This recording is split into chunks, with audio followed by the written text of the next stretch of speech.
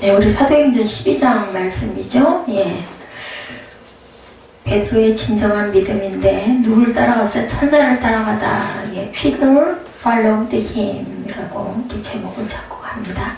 교회 주어지는 시련들은 또 다른 예기치 못한 좋은 결과들을 낳기도 하죠. 시련인데도 가르침을 통해 교회가 든든히 세워져 간과 더불어 시련은 계속 닥쳐옵니다. 예루살렘 교회에 대한 핍박이 바로 그것이었죠. 그러나 이런 모 교회에 예루살렘 교회에 나타난 핍박이 다음 장단에 나타난 선교 사업의 배경이 된다는 사실. 그래서 우리가 핍박과 어려움과 환난과 고난은 가만히 보면 어떤 의미로는 밑거름이 된다. 그래서 믿는 자와 믿지 않는 자의 차이가 이런 부분에서 드러나죠. 첫 번째로 야고보의 순교가 나타납니다. 너무 마음이 아프죠. 헤롯 왕의 음모가 6절에 주어지죠. 안디옥 교회와 예루살렘 교회는 그 중요성을 점점 더 더해갑니다.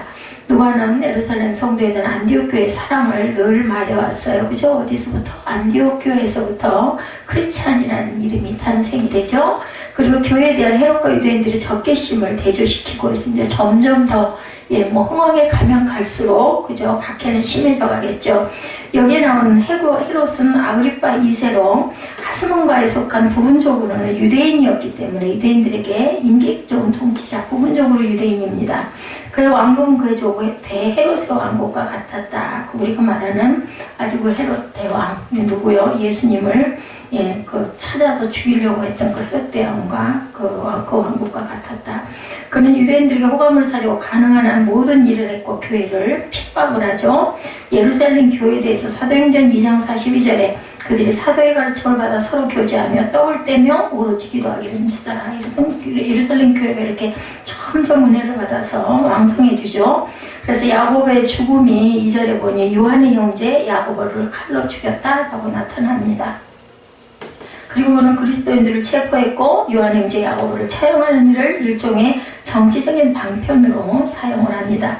야고보를 죽인 일도 유대인들이 환심을 사려고 한 짓이니 분명해지는 건데 이 일로 인해서 예루살렘의 그리스도인들은 교회에 핍박이 닥쳐왔음을 알게 되고 예루살렘의 율법에 엄격한 할례받은 유대인들이 베드로의 일로 인해 마음의 불편함을 느끼고 있음을 우리가 보게 되는데요. 히브리서 11장 37절에 순교에 대해서 말하죠. 돌로 치는 것과 톱으로 켜는 것과 시험과 칼로 죽임을 당하고 양과 염소의 가죽을 입고 유리하며 공핍하고 환난과 학대를 받았으니 하고 나타납니다. 베드로의 투복과 석방이 4절과 7절에 증거하고 있죠. 12장 4절에 보니까 잡음에 옥에 가도 군인 내식이 내 패에 맡겨 지키고 유월절에 백성 앞에 끌어내고자 하더라 라고 나타나 있습니다. 3절에 유대인들이 이를 기뻐하는 것을 보고 베드로도 잡으려 할세 때는 무교절 기간이라. 그죠? 그리고 헤롯이 잡아 내려가는 그 전날 밤에 베드로가 두 군인 틈에서 두 쇠사슬에 매어 누워 자는데 파수꾼이 문 밖에서 지키죠? 이렇게 잡혀 있습니다. 4절과 7절에 그랬을 때 호련히 주의 사자가 나타나는 사건이 일어나죠. 옥중의 베드로에 대해서 5절과 6절에 이에 베드로는 옥에 갇혔고 교회는 그를 위하여 간절히 하나님께 기도하더라. 헤롯이 잡아 내려가는 그 전날 밤에 베드로가 두 군인 틈에서 두 쇠사슬에 매어 누워 자는데 파수꾼들이 문밭에서 참 이상해요. 제가 이상한 것 같아요. 이 옥중에 이런 이야기를 읽으면 얼마나 본인들은 고통스럽고 환경도 열악하고 냄새는 또 얼마나 많이 나고 얼마나 깜깜하고 그죠? 아주 나쁠 건데 저는 왜 성경에서 이런 옥의 이야기를 이렇게 읽고 있으면 좋은지 몰라요. 환경도 이렇게 막 제가 있으면 아마 단 1시간도 30분도 못 살 것 같은 그런 환경인데 왜 성경에서는 이 촉된 장면 이런 걸 읽으면 그런 게 안 느껴지고 너무 아름답게 여겨지는지 그걸 알 수가 없어요. 제가 은혜를 제대로 못 받아서 그런 건지 실감을 못해서 그러는 건지 그때는 유대인들의 무교절이었다. 그러므로 이때 베드로를 처형하는 것은 적절하지 않은 기간이었어요. 그 무교절이기 때문에 명절이죠. 헤롯은 6월절 후에 베드로를 재판하려고 합니다. 헤롯은 군사 내식인 네페에게 베드로를 감옥에 든든히 지키게 했다. 4절이죠. 전에 베드로의 탈출을 기억하고 있는 헤롯은 철저하게 베드로를 지키죠. 베드로가 한번 옥에서 탈출한 것을 알고 있기 때문에 네페가 각각 6시간씩 보초를 썼다. 네페 몸을 예를 들면 파란 쪽을 두 사람이 붙잡고 이쪽 팔을 두 사람이 붙잡고 다리를 양쪽에서 붙잡으면 네페가 되나요? 이런 식으로 보초를 세웠다는 거죠. 이 베드로는 오게 갔죠. 그 교회는 간절히 기도할 수밖에 없죠. 성도들의 투옥에서 누가복음 21장 12절에 이 모든 일 전에 내 입으로 말미암아 너에게 손을 대어 박해하며 회당과 옥에 넘겨주며 임금님과 집권자들 앞에 끌어가려니와 간절한 기도에 대해서 야고보서 5장 16절에 그러므로 너희 죄를 서로 고백하며 병이 낫기를 위하여 서로 기도하라. 의인의 간구는 역사하는 힘이 크니라 얘기합니다. 베드로가 단순하죠. 천사가 나타나서 구해내죠. 7절에서 10절의 내용이죠. 호련히 주의 사자가 나타나며 옥중에 광채가 빛나며 또 베드로의 옆구리를 쳐 깨워 이르되 급히 일어나라 하니 쇠사슬이 그의 손에서 벗어지더라.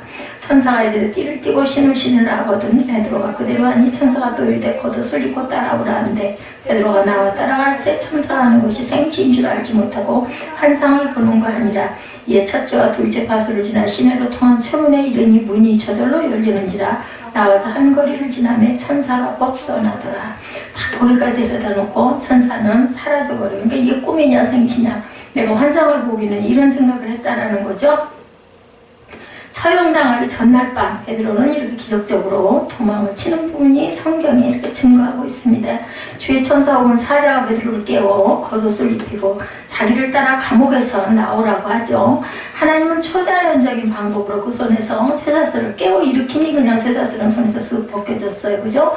옥지기를 잠자게 하시고 철문을 여시는 그러한 장면이 7절과 10절에 베드로는 거리에 나와 정신이 나자 헤롯과 유대인들에게서 벗어나게 하신 하나님의 손길을 깨닫게 되는 부분이 나타납니다. 천사는 떠나가고 11절에 이에 베드로가 정신이 들어 이르되 내가 이제야 참으로 주께서 그의 천사를 보내어 나를 헤롯의 손과 유대 백성의 모든 길에서 벗어나게 하신 줄 알겠노라 하여 깨닫고 마가라는 그 마가다락 방에서 기도를 하고 있었어요. 요한의 어머니 마리아의 집에 가니 여러 사람이 거기에 모여 기도하고 있더라. 베드로가 대문을 두드린데 로데라는 여자아이가 영접하러 나왔다가 베드로의 음성인 줄 알고 기뻐하여 문을 미처 열지 못하고 달려들어 말하되 베드로가 대문에 섰더라 하고 쫓아가서 막 소식을 전하는 너무 놀라운 거. 옥에 갇혀 있던 사람이 어떻게 나와가지고 문을 두드리려는 거죠? 우리 같아도 그랬겠죠. 베드로는 자기를 영접한 자들에게 자초지종을 설명합니다. 17절에 야고보와 형제들에게 이 말을 전하라고 하는 다른 곳으로 또 말을 해놓고 가죠. 17절에 이 이스라엘 백성이 하나님 우리 조상을 택하시고 애굽 땅에서 나그네 된 그 백성을 높여 큰 권능으로 인도하셨다라고 이렇게 증거하는 부분이 나타납니다. 그래서 헤롯이 그들이 말하되 하고 나타나죠. 내가 미쳤다 하나 여자아이는 힘써 말하되 참말이라니 그들이 말하되 그러면 그의 천사라 하더라. 베드로가 문을 두드리고 그치지 아니하니 그들이 문을 열어 베드로를 보고 놀라는지라. 베드로가 그들에게 손짓하여 조용하게 하고 주께서 자기를 이끌어 옥에서 나오게 하던 일을 말하고 또 야고보와 형제들에게 이 말을 전하라고 떠나 다른 곳으로 갑니다.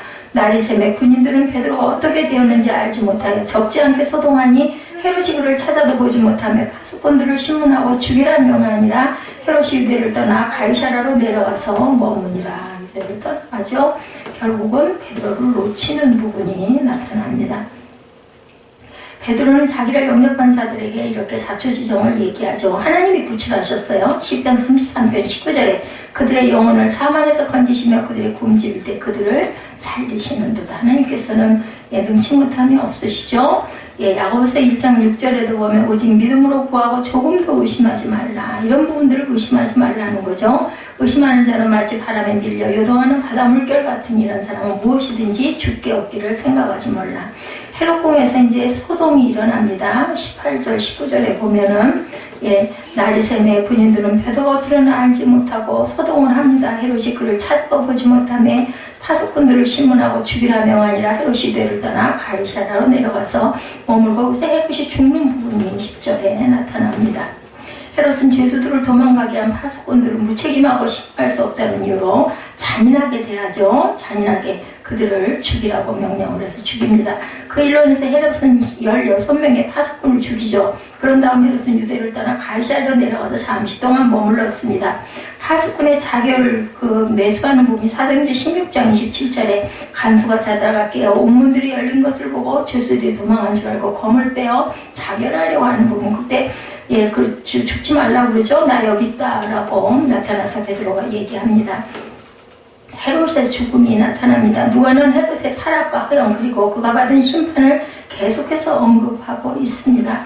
헤롯이 두로와 시돈 사람들을 대단히 노여워하니 그들의 지방의 왕국에서는 양식을 먹는 까닭에 한마음으로 그에게 나와 모함이 침소마대 신하 블라스도를 설득하여 화목하기를 청한지라. 헤롯이 나를 택하여 왕복을 입고 단상에 앉아 백성에게 연설하니 백성들이 크게 부르되 이것은 신의 소리요 사람의 소리가 아니라 하거든. 헤롯이 영광을 하나님께 돌리지 아니하므로 주의 사자가 곧 친히 벌레에게 먹혀 죽으니라. 하나님의 말씀은 흥방하여 가더라. 어떻게 벌레에 먹혀서 죽을까요?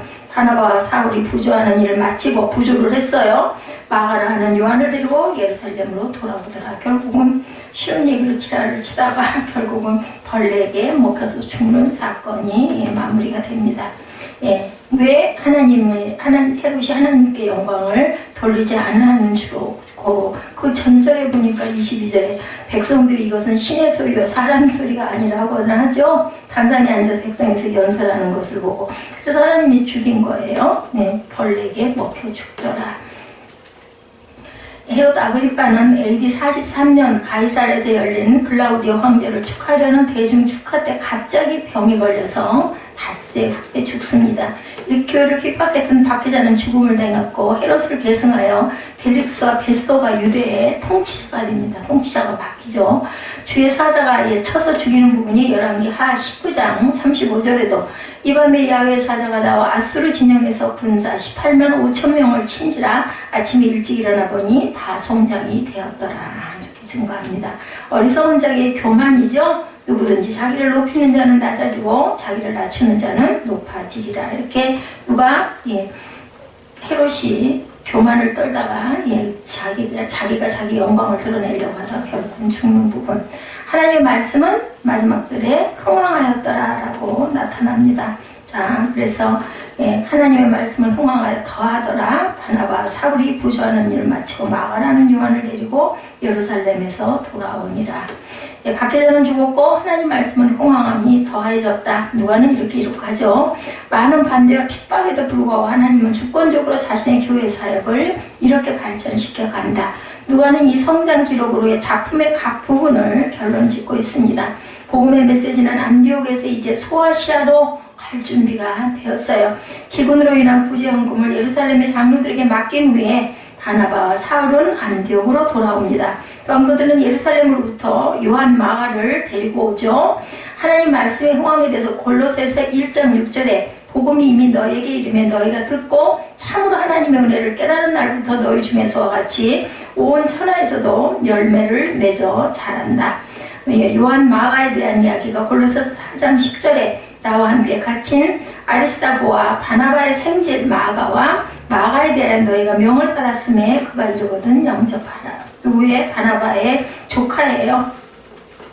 1차 여행 때 따라가다가 그만 집으로 돌아가는 사건이 일어나는 그 마가죠. 야고보는 체포되고 처형을 당했고 베드로는 투옥됐다가 도망가죠. 우리는 이 사실로 인해서 교회사의 시초부터 어떤 일은 믿음으로 칼날을 피하기도 하고 이러한 그 기적의 사건들이 일어나는 부분을 우리가 보고 가게 됩니다. 어떤 이들은 믿음으로 칼에 죽는 것을 당하였던 히브리서의 진술을 보게 됩니다. 교회는 첫걸음을 내디딜 때부터 순교자들의 피를 뿌리고 갑니다. 피가 없이는 사람이 없어요.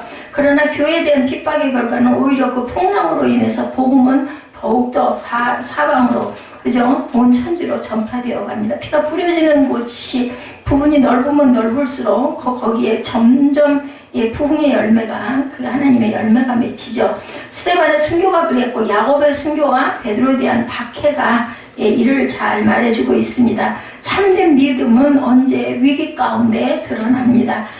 죽기 바로 전날 밤 사도 베드로는 군인 4명 일조로 감시하에 있었어요. 오직 베드로 1명을 지키는데 군인을 16명이나 동원하고 결국은 헤롯이 그들을 다 죽이죠. 죽이고 나서 지도 죽습니다.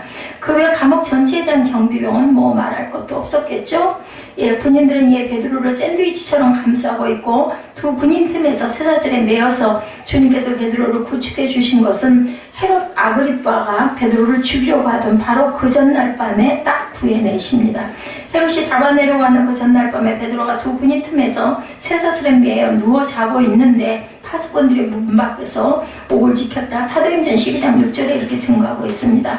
왜 베드로를 막판에 가서 구출해 주신 것일까? 좀 미리 건져주시면 좀 고통을 좀 덜하게 할 수도 있었을 텐데 하나님은 다 아시면서 왜 이렇게 정말 간이 오므라들 지경까지 끌고 가다가 구출을 하셨을까? 이왕에 구출해 주기를 작정했으면 조금 더 편안하게 해주실 것이지, 그죠? 무교절은 7일간 계속되는데 베드로가 감옥에 여러 날 갇혀 있는 것으로 보이죠. 무교절이 끝나면 처형하려고 하는 전날에, 그죠? 구출해 주셨으니까. 그런데 처형되기 3일 전에 꺼내 주셨다라면 그렇게 초조하지는 않았을 텐데 하나님께서도 굉장히 그 막판에 그런 그 막판 뒤집기를 좋아하시는 것 같다. 아주 클라이막스까지 끌고 가시는 그런 하나님. 꼭 처형되기 바로 전날, 그것도 낮이 아닌 깊은 밤에 막다른 골목까지 가서야 비로소 꺼내주신 이유, 베드로는 주님의 사랑하는 수제자가 아닐까? 맞죠? 수제자입니다. 구출하시기를 작정하셨다라면 좀 빨리빨리 좀 꺼내주실 것이 우리 생각입니다. 내가 그 감옥에 갇힌 베드로의 입장이었다면 아마 첫날 밤에는 완전히 밤샘 철야 기도를 꼬박 드렸을 것이고 내일 내가 죽을 거야 했을 때는 어떻게 될까요? 기도도 안 나올 것 같고 절망 아니면 또 원망 아니면 또 의심 막 이런 마음들이 있지 않았을까. 그리고 안전 석방을 위해서 간절히 기도하고 소원 기도까지 아마 드리진 않았을까. 나라면 감옥에서 안전하게 석방되는 것을 확실히 믿는 믿음의 기도를 드렸을 것인데 그런데 하루 이틀 사흘 지나 나흘 다섯 엿새가 됐을 때는 과연 어떻게 됐을까. 아마 완전히 탈진해서 지쳤거나 기절했거나 그죠? 쓰러지진 않았을까. 처형 날짜는 점점 가까이 오는데 아무런 기도의 응답이 없어요. 이렇게 말씀 들으면서 말씀 여러분들에게 드리면서 저는 그 나아만 장군의 요단강에 7번 목욕하는 부분이 딱 머리에 떠오르더라고요. 조금씩 나아지면 얼마나 좋을까, 그죠? 6번을 집어넣어도 전혀 상관이 없다가 7번째 깨끗하게 되는 마지막까지 하나님께서는 그 믿음을 보시는 하나님이시죠. 날짜는 가까웠고 응답은 없고 결국은 탈진하고 마지막 날 하루를 남겨놨습니다. 마지막 날에는 하나님이 역사하실 줄 믿었는데 밤중까지 갑니다. 그죠? 이제 나는 동만 트면 처형당으로 쫓겨갈 거야, 죽을 거야 이렇게 하고 있죠. 프랑스 대혁명 때 그린 영화를 보면 수녀들이 왕정에 협조했다는 혐의로 시민 정권에 의해서 반드대 처형이 확정된 사건이 일어납니다.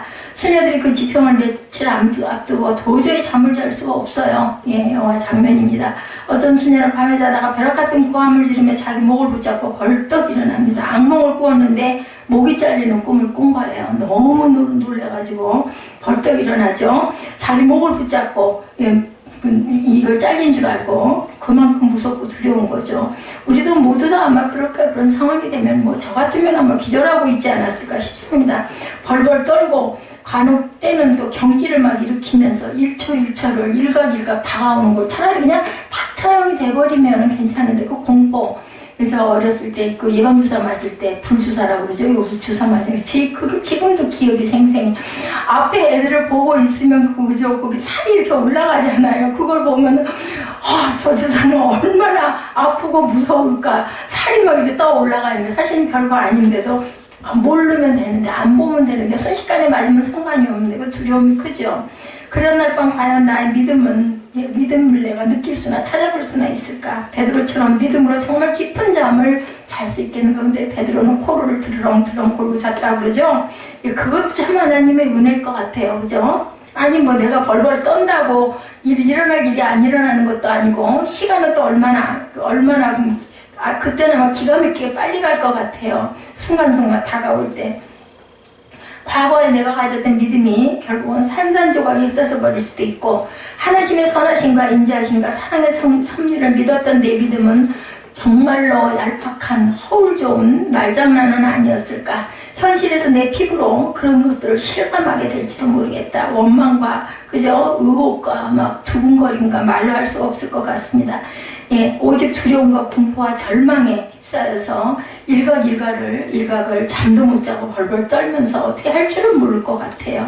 어쩌면 공포가 극심해서 자신도 모르게 그죠? 돌아가기 전에는 배설들을 많이 한다고 그러죠. 그 생으로 그럴 수도 있을 것 같아요.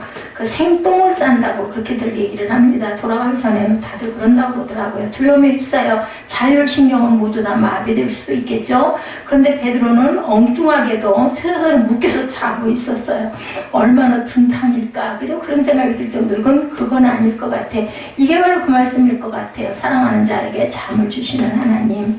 자, 겉옷을 벗고 허리띠를 풀어 제쳐놓고 신발도 무거운 게 천사가 일어나가지고 뭐 그저 사슬은 벗겨졌는데 신발을 신어라, 허리띠를 매라, 겉옷을 입어라 그러죠. 마치 자기 집 안방에서 사는 것처럼 다 벗어놓고 그렇게 하고 자고 있었다.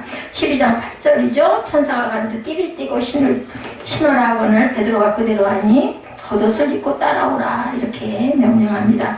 베드로는 주님이 자기를 구출해 주실 것을 확실히 믿었기 때문에 그죠? 편안하게 잠을 잔 것이 아닐까. 예. 베드로가 실제로 구출을 받았을 때 그것은 자기 환상 중에 일어난 일이 아닐까 본문에 나오죠. 착각까지 할 정도입니다. 베드로는 실제로 자기가 구출받을 것을 거의 어쩌면 기대하지 않은, 그냥 죽어도 좋다, 죽으면 천국 갈 거니까 좋고 살아있으면 하나님께서 살려놓으면 나는 열심히 증거하고 전도할 거다, 이런 마음은 아니었을까. 그죠? 기적적인 구출 상황을 어쩌면은 그렇게 생각하고 있진 않았을까. 베드로가 참된 믿음을 보여주는데 이래도 좋고 저래도 좋다, 주님의 전능하신 섭리 아래 나는 당연히 있다, 이런 마음이죠. 베드로는 마지막 날 마지막 순간까지 해가 뜰 때 참수형을 당해야 하는 것을 당연지사로 받아들이고 있었기 때문에 마음을 비우고 편하게 잠을 잘 수가 있었다는 거죠. 마음이 불편하고 마음이 그저 슬프고 어두운 이런 것들은 뭔가 내 안에 좋지 않은 것들이 아니면 기대가 담겨있기 때문이 아닐까. 저도 그런 생각을 어저께 그저께 오늘 계속 했습니다. 자꾸 다운이 돼요. 뭘 좀 보고 하면 저는 막 그게 바뀌거든요. 그리고 일부러 막 그렇게 일부러 더 그렇게 하거든요. 근데 그게 안 되더라고요. 그리고 자꾸 다운이 되고 자꾸 어두워지고 그리고 좀 자고 싶다라는 생각이 자꾸 나고 이런 마음들, 그런 게 내 안에 나쁜 것들이 무겁게 침체되어 있어서 그러지 않을까. 내가 참수를 당해 모이다라나 죽는다 할지라도 내가 믿는 주님께서 영원한 생명의 길로 인도하실 거니까 차라리 그게 더 어떨 때는 그죠? 너무나 힘들고 너무나 번거로울 때는 그냥 차라리 딱 좀 갔으면 좋겠다, 이런 생각들을 많이 합니다. 기적적으로 풀려난다면 그래도 좋고 참수를 당해서 순교하면 하나님께서 나에게 귀한 상을 주실 거니까 좋고 이런 마음을 갖고 편안한 잠을 잘 수 있지 않았을까. 막장까지 몰고 가시는 주님의 목적은 그러면 뭘까? 우리 한번 묵상합니다. 왜 주님께서 베드로를 첫날에 구해주시지 않고 아니면 둘째 날, 셋째 날 좀 한참 기도하고 목이 잠겨가지고 더 이상 기도할 수도 없을 좀한 4, 5일쯤 됐을 때 뭐 그냥 첫째, 둘째는 그만두고라도 구해주셨으면 했을 텐데 그렇지 않고 주님께서 최후 순간까지 밀고 가셨던 이유를 우리는 어떻게 생각할 수 있을까? 주님께서는 최후의 순간, 절망적인 순간에서까지도 흔들림이 없는 베드로의 믿음을 보기 원하시진 않으셨을까? 이것은 시험이지만 어쩌면 상을 주시기 위한 시험일 수도 있다는 거죠. 그리고 또 이렇게 극한 지점까지 갔을 때 구원해 주시면 그 다음번에 그런 일이 일어났을 때는 더 믿음이 굳건해지겠죠. 그럴 때도 구원해 주셨는데 하나님이 알아서 섭리하시겠지. 내가 할 일이 다 끝났으면 이 시간에 나를 데려가실 것이고 아직 할 일이 남아있다면 나를 지켜주실 것이고 여기서 건져주실 것이고 합력하여 선을 이뤄주실 것이고 이런 마음이 들지는 않을까. 우리의 믿음을 보시고 상 주시기를 위하시고 우리의 믿음이 강하게 연단되는 것을 또한 바라시진 않았을까. 예를 들어서 우리 그런 얘기 많이 하죠. 세상 사람들도 산전수전 공중전 겪었다 이런 이야기를 합니다. 어려움을 많이 겪고 또한 세월이 많이 흘러서 나이가 많이 먹은 분들은 하는 말 가끔 들어보면 정말 힘들고 어려운 세월을 겪었다. 유교동란 겪으신 우리 어른들은 다 말 이럴 것 같아요. 얼마나 열악하고 힘들었을까. 예, 믿음의 특전사가 된다. 예, 물불을 두려워하지 않는 그런 믿음이 된다는 거죠. 그만큼 믿음이 중요합니다. 우리가 믿음으로 구원받는다고 말하듯이 믿음이 없이는 무엇도 이루어서 하나님을 기쁘시게 할 수 없다라고 얘기합니다. 그래서 우리는 가장 중요한 게 무엇보다도 믿음이다. 우리가 행위가 아니죠. 믿음입니다. 또한 믿음을 그렇게 갖고 있으면 행위를 할 수밖에 없고 하지 않을 수가 없어요. 그렇게 하게 됩니다. 자연스럽게. 내 믿음이 굳건해지도록 하나님께서는 끝까지 연단하셨다. 그만큼 왜냐하면 하나님은 알고 계시니까 그러지 않을까요? 너는 살아서 할 일이 많아. 다 알고 있으니까. 근데 그걸 모르는 사람은 바들바들 떨게 되겠죠. 내 구원을 위해서 내 믿음이 중요하고 하나님 나라를 이루어가기 위해서도 내 믿음이 중요하고 그릇으로 쓰시기 위해서도 온전한 믿음으로 연단하셔야 되기 때문에 그래서 욥이 그렇게 얘기하죠. 예, 나를 연단하시는 위해 뭘로? 정금같이 쓰기 위함. 그걸 깨달은 거예요. 너무 있는 고통을 통해도 죽지도 않고 살아있는 것을 나중에 욥은 그렇게 고백을 합니다. 나를 연단하시는 게 정금같이 쓰기 위해서. 과거에 베드로는 믿음이 있었지만 진정한 믿음의 사람은 아니었어요. 흔들렸었죠. 갈대처럼. 나는 주님을 모른다라고 계속 그렇게 그 부인을 했던 그런 베드로이기도 했습니다. 베드로가 주는 그리스도이시여 살아계신 하나님의 아들이심이라고 고백할 때 정말 믿음의 사람인 것처럼 보입니다. 우리 입술로 고백 못하는 사람 없죠. 그랬는데 곧장 사탄아 물러가라고 주님께 엄청나게 책망을 듣죠. 왜냐하면 십자가에 못 박힐 것이다 하니까 그리하시면 아니 됩니다 하니까 예수님께서 사탄아 물러가라 하십니다. 예수님이 6월절 만찬에서 너희가 다 나를 버릴 것이라고 말씀하시자 다른 제자들은 다 주님을 버릴지라도 나는 절대로 그렇게 할 일이 없겠다고 그랬더니 예수님이 다 올기 전에 3번 네가 나를 배신할 것이다 라고 얘기를 하셨는데 정말 그렇게 부인하죠. 새벽이 되어 새벽다름 소리를 듣고 자기의 잘못으로 통곡할 때 베드로는 잃어버렸던 자기 믿음을 회복하는 것처럼 또한 그때도 보였습니다. 그러나 날이 밝아 예수께서 십자가에 못 박히시는 가장 결정적인 순간에 예수님을 버리고 배신하고 또 지 고향으로 도망가죠. 베드로가 정말 절대로 안 그럴 것 같았는데 왼분 어디에요? 돌담에 걸쳐서 막 울었어요. 그죠? 배신하고 나서 예수님 눈이 부딪혀. 저도 그랬을 것 같아요. 이렇게 울고 정말 회개하고 그랬는데 또 십자가에 못 박히신 거 보고는 이제 다 끝났다. 고향에 가서 고기나 잡아먹고 살아야겠다. 그러고 가셨던 거죠. 찾아나서죠. 예수님께서. 베드로는 수없이 많은 그런 신앙 행위도 하고 믿음 행위를 했지만 호언장담도 하고 울기도 했지만 결국은 또 우리의 나약함이에요. 아직 진정한 믿음의 사람이 되지는 못합니다. 근데 이런 연단의 과정을 통해서 우리가 다져지는 건 아닐까 싶습니다. 그런 믿음이 제자리 걸음만 계속한 것처럼 보이죠. 3년 동안이나 그의 믿음은 살아서 역사하는 믿음이 아니었습니다. 그런데 본문 12장의 베드로는 믿음의 사람 베드로로 보여집니다. 어떤 상황에 처하든지 하나님의 신실하심을 믿는 베드로. 왜? 이런 상황들이 있었기 때문이었을 것 같습니다. 마치 아브라함이 이삭을 죽일 때처럼 아브라함도 마찬가지였었죠. 너 본토 아비 집을 떠나서 내가 지시하는 가나안으로 가라 할 때 계속 중간 참 많이 해요. 그죠? 결론은 아버지가 데라가 돌아가고 나서 이제 정말로 작정을 하고 떠나고 또 나중에 이삭을 낳았는데도 이제 또 이삭을 바치라고 하는데 그때 그 믿음이 대단했던 믿음이죠.